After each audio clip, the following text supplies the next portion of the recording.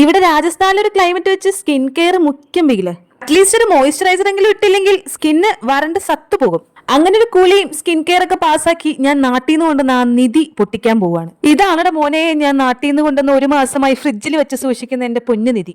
എന്ത് കിട്ടിയാലും അപ്പം മണത്ത് നോക്കിക്കോളാം. വൃത്തികെട്ട സ്വഭാവം അല്ലെ. നാട്ടിലായിരുന്നപ്പോ വീട്ടില് മീൻ ആറ്റൊഴിയില്ലായിരുന്നു. ഇവിടെയോ മീൻ പോയിട്ട് ഒരു മീൻമുള്ളു പോലും കാണാനില്ല. ഉണക്കമീൻ വറുത്തതും നല്ല കടുമാങ്ങ അച്ചാറും കഞ്ഞിയും പയറും. ആഹാ, എന്ത് കോമ്പിനേഷൻ അല്ലേ. ആ വിസിലടിക്ക് എന്തോ ഒരു വശപശക്കില്ലേ. എന്തായാലും കുക്കർ പൊട്ടിത്തെറിക്കുന്നതിന് മുമ്പ് അരി ഞാൻ മാറ്റി വെച്ചു. പിന്നെ നമ്മുടെ ആ നിധി കുറച്ചു നേരം വെള്ളത്തിലൊക്കെ ഇട്ട് വെച്ച് ഉപ്പൊക്കെ കളഞ്ഞിട്ട് നല്ല മുളകും നല്ല മഞ്ഞപ്പൊടിയും കൂടെ തേച്ച് പിടിപ്പിച്ച് അവിടെ റെസ്റ്റ് ചെയ്യാൻ ഇരുത്തി. ഉള്ളിയുടെ റെസ്റ്റിങ് കഴിഞ്ഞപ്പോൾ നല്ല സുടായ വെളിച്ചെണ്ണയിലേക്ക് 2 അയലക്കുട്ടന്മാരെ, ഉണക്കയലക്കുട്ടന്മാരെ അങ്ങോട്ട് ഇട്ട് പൊരിച്ചെടുത്തു. പിന്നെ അലങ്കാരത്തിന് കുറച്ച് കറിവേപ്പിലയും തൂക്കിട്ടോ. അങ്ങനെ കഞ്ഞിയായി, കടുമാങ്ങാച്ചാറായി, ഉണക്കമീൻ വറുത്തതായി. വായിന്ന് ഇപ്പോഴേ വെള്ളം വരുന്നു. കാര്യം ഇത് കഴിച്ചു കഴിഞ്ഞാണെങ്കിലും പറയുമ്പോഴും കാണുമ്പോഴും വായിന്ന് വെള്ളം ഒഴുകുന്നു. കൊതിച്ചു തന്നെ. കണ്ടിട്ട് നിങ്ങൾക്കും കൊതിയായെങ്കിൽ സബ്സ്ക്രൈബും ലൈക്കും അങ്ങ് ചെയ്തോളിട്ടോ.